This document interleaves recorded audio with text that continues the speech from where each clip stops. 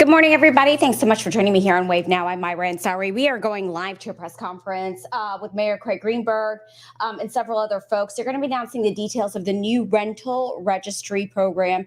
This program is going to be required for all rental property owners in Louisville. Let's listen in. As a city, working with my colleagues in the Economic Development Department, Marilyn Harris, and others who are here today, we recently released a plan, My Louisville Home Plan, that states how we need 15,000 more affordable housing units across our entire city in all neighborhoods, not just in other people's neighborhoods. And the progress that we're already making towards those goals shows that while there is need for housing, the need is growing even faster, particularly for people at the poorest income levels. And that's why we've made this strong commitment to build more affordable housing units and maintain and improve the quality of housing units that we already have. We need to make sure that people who already have housing, who rent, are living in safe, affordable, and quality housing across our city.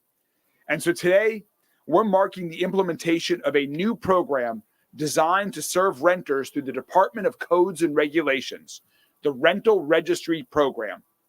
This program, which was created by a Metro Council ordinance, will serve as an essential tool to guarantee the safety, habitability, and overall wellness of citizens living in long-term rental properties. Under the Rental Registry Program, all rental property owners are now required to register each unit that they have with Louisville Metro government, providing contact information for themselves and for any property management company that they use. Codes and Regulations will also use the registry to randomly select properties throughout the year for proactive inspections. This is a step that Metro government has never done before to ensure the quality of rental units across our entire city.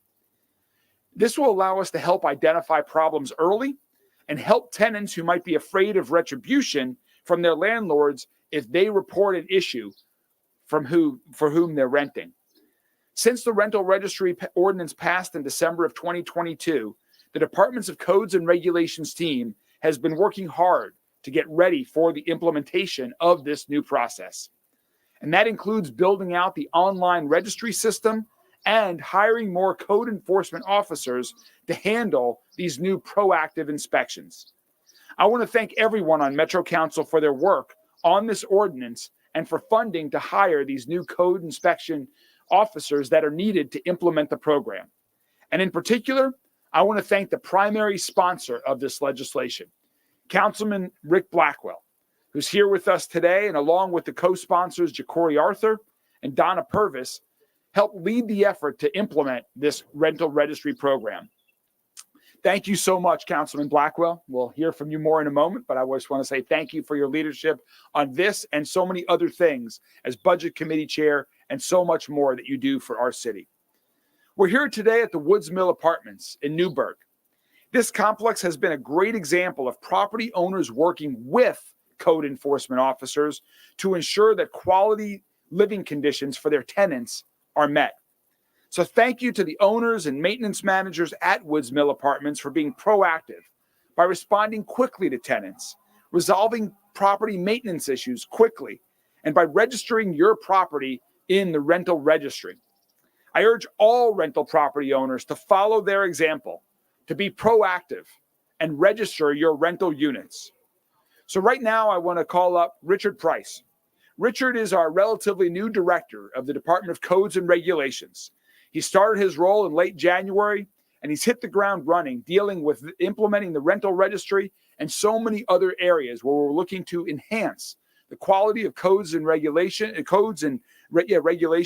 being a partner with businesses and property owners across the community to ensure that everyone has quality living standards and that everyone is following the rules to maintain the quality of their properties and their neighborhoods.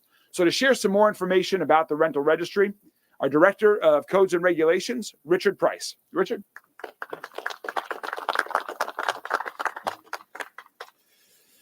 Thank you, Mayor, and thank all of you for being here today. We are excited to be announcing the details of this rental registry. and we are confident that it will significantly enhance the living conditions for all of our residents. As the mayor said, the ordinance requires all rental property owners in the city to register each of their rental units with Louisville Metro government. One of our goals in this program is to establish an up-to-date database with property owners and their managers. This will streamline our ability to contact property owners swiftly, that we can facilitate the resolution of code violations and improve the have overall city improvement. Also, the rental registry serves to support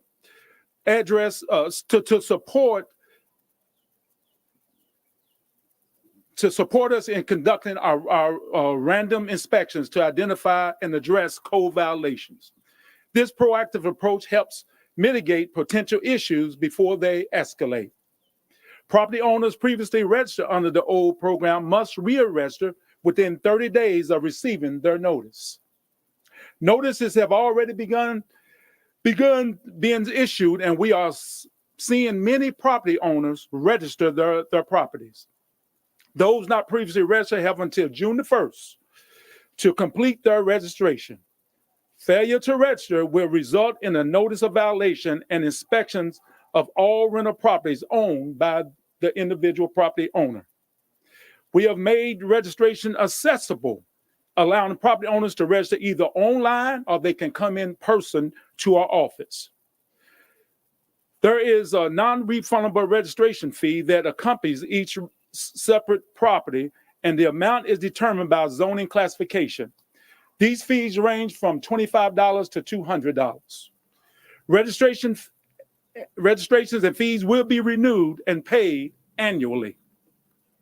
However, I want to highlight that properties which receive no violations over 12 months prior will have their renewal fees waived. So if you don't have any violations, we're going to waive that renewal fee. With this, we are urging property owners to be vigilant and resolve property issues as soon as they arise. These proactive inspections will begin on June the 1st. At that time, landlords and tenants will receive a notice from us letting them know that we will be coming to the property on which date, as well as what our inspectors will be looking for. While notices will be sent out prior to these inspections, to the tenants and the landlords should notify their tenants that we're coming. To our tenants, this is important, we kindly ask for your cooperation during these inspections. We are here to help and not to harm. And we cannot help if we cannot fully perform our inspections. Our goal is to maintain a safe and healthy living conditions for everyone in this city. And so we hope that you will be able to be home to meet our inspectors. Now, we understand life happens, and you may not be able to be at home when inspectors arrive. That is why we are leaving these handouts, these door hangers for the residents, to tell you that we missed you. Please promptly call us back that we may come and address any concerns and perform our inspections. More information and ways to contact us can be found on our LouisvilleKY.gov, on our website, LouisvilleKY.gov, and navigate to the Codes and Regulations Department. Thank you, Mayor, for your support in this ordinance, and I want to thank my dedicated staff for their hard work as we make Louisville a safe and healthy city. Thank you. Thank you so much, Richard, for the work that you and all of your team do every day. And I also, next up, is another great partner of our administration and of this city, Councilman Rick Blackwell, who, as I mentioned, was the primary sponsor on this ordinance. Before I was even mayor, he was working on this to make it a reality. And so, Rick, thank you so much for your leadership on this issue. And I know your life is about to get incredibly busy as chair of the Budget Committee, starting this Thursday, when I am excited to present my proposed budget to Metro Council. And one of the things that we'll be talking about is the need to continue to invest in quality, safe, affordable housing, which this rental registry ordinance helps us do. So thank you so much for your leadership on this and so many other things across the city. Ladies and gentlemen, Councilman Rick Blackwell. Thank you. As Mayor said, we were working on this before he got in office. Actually, we were working on this way before he got in office. So this is the second phase of the rental registry. Years ago, we put together a rental registry with my colleagues, and at the time, if you know politics, you can do anything, you can pass anything as long as you have 14 votes. And sometimes you have to settle for what you can get with 14 votes. And that first registry was a first attempt. It allowed us to gather some information about property owners, but that was not accessible to the public. The only folks who had any accessibility to that, even the council offices did not have accessibility, only codes and regs. And so it didn't allow people to work collaboratively with codes and regs because others didn't know who was on the registry. And so when the short-term registry, when my colleagues started talking about the short-term registry and realizing it was a change of kind of the way we vision houses and apartments and in neighborhoods, that it's more than it is housing. It is certainly, but it's more than that. It's also a business. And so the folks that are in the neighborhood have a right to understand how that's working, and they have a right to be able to access who owns that business and be able to work with them collaboratively for any issues that arise. And so Councilman Arthur and Councilwoman Purvis and myself started about the task of redoing the long-term rental registry for it to look more like the short-term registry, where it was accessible to the public and people could, neighbors could say, hey, I know this is a rental. Is it on the registry? Now they can look and see. Or they might even just, announce wholesale. We have a number of these that are on the registry. So what I think was a really important piece as well, the director mentioned is asking for a affidavit of compliance. So some cities do an inspection before every rental. That's really, we put a lot more money, as the mayor said, to be able to hire more inspection officers.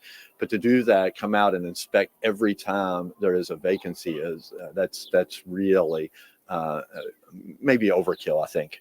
So what we did instead was ask the property owner to file an affidavit saying, to the best of their knowledge, their properties, each of these properties, is in compliance with regulations. It allows for, as the director said, a method for proactive inspections. That's huge because we do have folks who are in situations where they're nervous about calling themselves about issues that they have. And so the proactive inspections allows people to, gives us an opportunity to catch some of those who aren't good actors. And then accessibility to the public, as I mentioned, I think that is really critical. But the bottom line is, as the director of codes and regs often says, this isn't about gotcha. It's not about catching people. It's about compliance. We want people to have safe places to live. And so this helps us to work more cooperatively with good actors who really are trying to keep their properties in good shape, like we have here. And it helps us, on the other hand, to hold bad actors accountable and encourage them to get on the good actors category.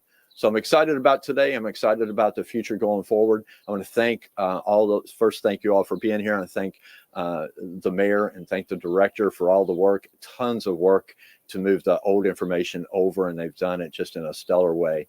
So I appreciate all the efforts moving forward. Thank you again. Thank you so much, Councilman Blackwell. And finally, someone else who has been a great partner in spreading the word about this new program is J.D. Carey with the Louisville Apartment Association. The Louisville Apartment Association does incredible work of collaborating with rental property owners across the entire city, working with our administration and Metro Council on other issues so that we can improve and enhance the quality and amount of rental units across our city to serve the great number of people who are looking for a wide variety of housing options as they choose where they want to live. So, ladies and gentlemen, please join me in welcoming J.D. Carey. Good afternoon. Again, I'm the director of the Louisville Apartment Association and also am the director of the Apartment Association of Kentucky. So the Apartment Association is a trade organization which promotes the interests of persons, firms, corporations who develop, own, manage, and supply goods and services to the multifamily residential housing industry. Here in the Louisville Association, we consist nearly of 70,000 apartment homes across the city. Our industry provides Kentuckians with one of the most fundamental of all needs, a quality place to call home. One of the main priorities of the Apartment Association is to provide services and benefits to our members that will assist them in performance of their duties as landlords. Implementing a rental registry in the city of Louisville can indeed streamline communication between property owners and metro government, leading to a quicker resolution of issues and ultimately improve the living condition of residents. It's a great step towards fostering a collaborative and proactive approach to property management. The Louisville Apartment Association has conducted numerous webinars to educate landlords about the rental registry process and to ensure that they are in compliance. You can find that information on our website. That's laaky.org. I encourage all landlords to make sure your properties are registered. If you need assistance with navigating or optimizing this process, feel free to reach out to us and we can help. Fostering collaboration between rental property owners and local government in the city of Louisville is essential for ensuring that tenants have a safe and comfortable living conditions. We can look at this as a win-win situation. Landlords can receive information quicker of issues that may be going on at their rental units that maybe they didn't know was going on. And ultimately, they can get information to help improve the quality of the life of the residents that live there. Thank you. Thank you so much, JD. And again, just to summarize, safe, quality housing is so important for every resident of our city. Our administration, working in partnership with Metro Council and others, will do everything that we can to ensure that everyone in Louisville has a safe and quality place to live. It's the foundation for families. It's the foundation for neighborhoods. It's the foundation for everything that we want out of our city. So this rental registry is one step towards that effort to ensure that everyone in Louisville has safe and quality housing. Thank you all very much for joining us, and we are happy to take any questions from the media that you all might have. Mayor, quick question. There's so many properties that are probably behind, and then when you have more properties that are going to start registering, how can you make sure that we're not going to get even more behind with everybody trying to run out and do inspections? Well, we can't guarantee we won't get behind, but my staff is working hard. We have had, I think, roughly 6,200 sent out 6,200 notices, and we're doing everything we can, working with property owners, including coming in and we actually registering yourself just to speed up the process. Look, it's a work in progress, but we're working hard to make sure that that this process goes smoothly and that everybody get a chance to register. What are the fines going to look like for folks who fail to register for this time? Well, if they fail to not register, we will begin first by giving them a notice, a violation, a notice, letting them know that they need to register by a specific time. If they don't, then the fines can run anywhere between, we're going to issue a civil citation, which can run from $250 upward. Now, you said some notices have already started going out to property owners. How are you guys able to identify without a registry who owns properties and to get those notices out? That's a good question. I'll get my assistant director, Phil Crow, here. Do you know? Yes, yeah, good question. So as Councilman Blackwell mentioned, we had a previous registration, right? So we've been using the contact information for the owners of the properties who previously registered and sending renewal letters out to those folks. So let's say somebody, wasn't registered then and has a property now. Well, how are they going to get a notice, or they need to register by June 1st? Yes, they need to register by June 1st. We getting as much information out as we possibly can so people know that they need to register. But they have, once, June 1st is the date, is the magic date that they need to do that. Mr. Mayor, did I hear you correctly that Louisville has never done random rental inspections before? And to your knowledge, does any city in Kentucky do that? I don't know that. I don't think. Do you want to answer that, Phil? Or, yeah, I don't. They're going to answer. I think the answer is no. So, but I'll let them. So the answer is no, absolutely, Mayor. So we have always done random inspections. We haven't been the best in doing proactive random inspections on a specific group of like rental properties. So this gives us a tool to be able to reach out and just ensure that we are helping the folks who don't know to call us, who may be intimidated by outside sources not to call us. So this is just the first time that we'll be doing proactive inspections for rental properties. So historically, they've just been complaint driven. Is that right? Not completely, but for the most part, yes, sir. We have been historically a complaint driven department. However, we've always had a small piece of our business that the inspectors, while they're out and about, they'll pick up light complaints or egregious violations, whatnot, and address what they can. I'm sorry. And I'd also like to know, what are some of the most common things that where landlords may be deficient that you find that tenants should be on the lookout for and understand that they have a right to have fixed? That's a wonderful question. It's not really a set things. It's anything. Most safety issues, tenants are really good about calling their landlords or the property management company and making sure those are addressed. But there's little things like lighting in a hallway, exterior lighting, ventilation, things that make the quality of life a little better. Small leaks that's somewhere behind the walls, or big leaks creating mold and mildew and different problems. So really just any little thing is important to bring to someone's attention. And let me add that we are in the process of updating our website, Codes and Regulations website, so tenants and citizens can, it's sort of like a cheat sheet, what to look for, so they won't have to read the whole chapter 156 of the ordinance. They get to go, and that's right there on the front page of our website is, these are the violations. This is what your property should look like. And here's the violations, and here's the process to notify us. That's a great question. I think it was talked about at the beginning that you guys have hired on more staff to help facilitate this. Can you talk about how many folks y'all have added? I think we've added, about 14? Yes, sir. Yeah, about 14 new staff, administrative staff, and code enforcement officers thus far. We still have about 10 positions that's still open that we're going to be hiring for this process also. Can we go over what the cost will be to register one more time? I believe $25 to $200. So if you were previously registered, there is no fee as long as you had no violation cited against your property in the previous 12 months.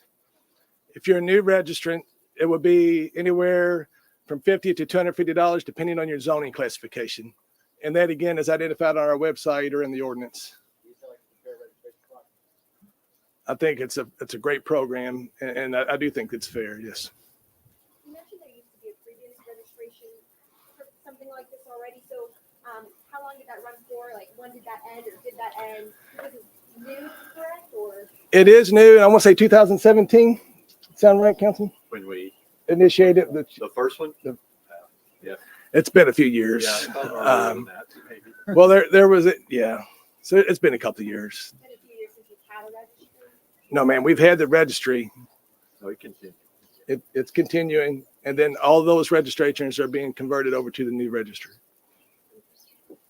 Roberto, last question. Yeah, I was just going to ask. They talked about folks who might be afraid of calling code enforcement, might worry about issues of retaliation or whatnot. Are there protections? Is there anonymity when folks call code enforcement and report some sort of issue with their house? Well, first and foremost, I think tenants and everyone here needs to know it is against the law for a landlord to retaliate. That's in the ordinance, that they cannot retaliate to a tenant that reports a violation. As far as remaining private and we'll do the best we can. I would love to do that because we want to encourage people to do it because we got to get people in good living conditions and in good housing. So we'll do what we have to do to protect the tenant in every way when they call in to report the violation. Thank you all very much. Have a wonderful day.